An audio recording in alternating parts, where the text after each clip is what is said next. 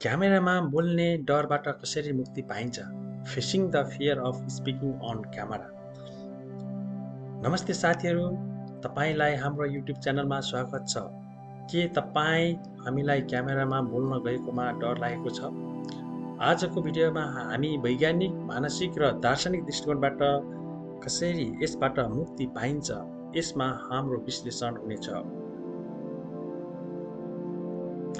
Section 1, वैज्ञानिक दृष्टिकोण, scientific perspective. वैज्ञानिक रूपमा किन केही व्यक्तिहरूले क्यामेरामा बोल्न गएकोमा डर गरेका हुन्छन् र हाम्रो ब्रेनले कसरी काम गर्छ भन्ने बारेमा हेरौँ।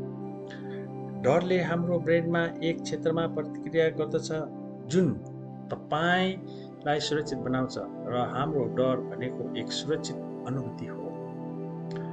हामी कहिलेकाहीँ कसैसँग बोल्न गएको छौँ र तपाईले थाहा पाउनु भएको छ कि यो डरले तपाईलाई हाम्रो अस्तित्व आत्मसुरक्षित बनाउँछ र हाम्रो ब्रेनले यो डरलाई स्मृतिमा राखेको हुन्छ। सेक्सन 2, मानसिक दृष्टिकोण, साइकोलोजिकल पर्सपेक्टिभ। मानसिक रूपमा डरले हाम्रो आत्मसमर्पण र स्वाभाविक स्वास्थ्यमा कसरी परिणाम प्रदान गर्दछ, यसमा हाम्रो विश्लेषण हुनेछ। बोल्ने डर लागेमा हाम्रो आत्मसमर्पण परिणाम प्रदान गरेको छ, जसले हामीलाई बोल्न सोचेको र भन्ने ठाउँमा हाम्रो आत्मविश्वास घटाउँछ। हामीले कहिलेकाहीँ एक नयाँ भेटमा कसैसँग बोल्न गएको छौँ भने र हामीले थाहा पाएको छौँ कि हामीले केही गलत भनेको होइन, तैपनि हामीलाई कसैसँग बोलेकोमा डर लागेको हुन्छ र यो डर हामीलाई अरू कसैसँग बोल्नुको लागि, कसैसँग मिल्नुको लागि असक्षम बनाउँछ। सेक्सन 3, दार्शनिक दृष्टिकोण, फिलोसोफिकल पर्सपेक्टिभ। दार्शनिक रूपमा हाम्रो डरले कसरी हाम्रो आत्मपरिचयमा परिणाम प्रदान गरेको छ, यसमा हाम्रो विश्लेषण हुनेछ। बोल्ने डर लागेमा हाम्रो आत्मपरिचयमा परिणाम प्रदान गरेको छ र हाम्रो आत्मपरिचयले पनि डरलाई परिमाणित बनाउँछ।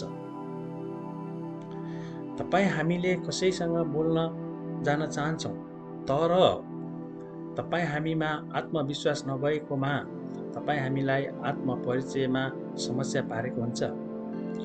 बोल्ने डरले हाम्रो आत्मपरिचयलाई पनि डरमा बढी प्रभावित बनाउँछ। अब निष्कर्षमा, हामीलाई जीवनको प्रतिस्पर्धामा बोल्ने डर लागेमा यो सामान्य कुरा हो र यो हाम्रो व्यक्तिगत विकासमा महत्त्वपूर्ण भूमिका खेल्छ।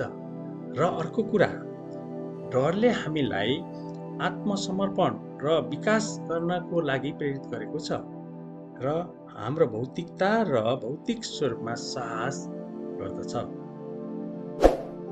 धन्यवाद र धेरै माया। यो भिडियोलाई लाइक, शेयर र सब्स्क्राइब गर्न नबिर्सनुहोस्। डरलाई सम्झेर र यसलाई अवसरमा परिमाणित गर्नुहोस्, किनकि यो तपाईलाई अन्य अरूसँगको अभिव्यक्तिमा सहयोग गर्दछ। धन्यवाद।